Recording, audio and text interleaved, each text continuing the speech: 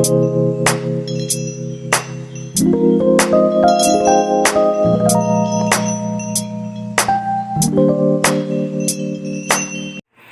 guys, and welcome back again to my YouTube channel.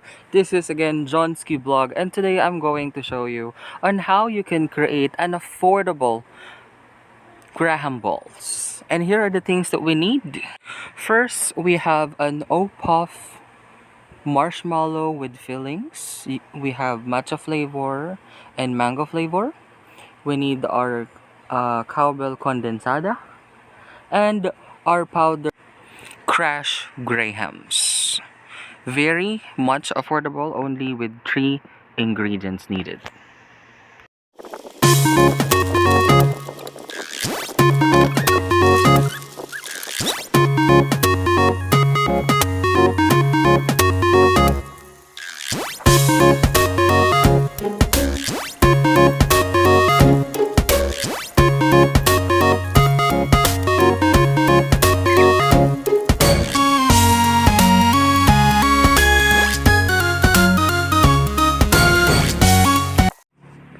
Get 2 bowls, pour in your MY San Crash Grahams for the base, and get another bowl, pour in your Crash Grahams for the outer layer.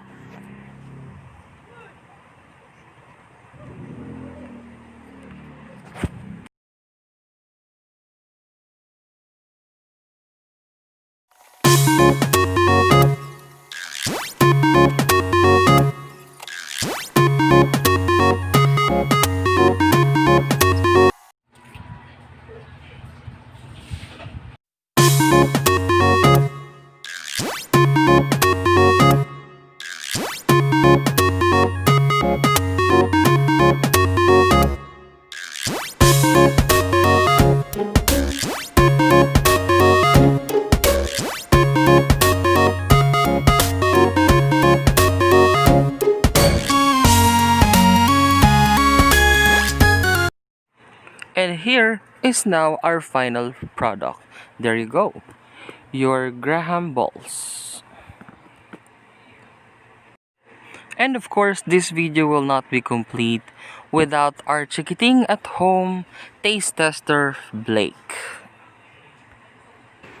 I like this. So that's our video upload for today. So this is again JoNSki vlog. Please don't forget to click the subscribe button and the bell icon so you're always updated with all my video uploads. Goodbye!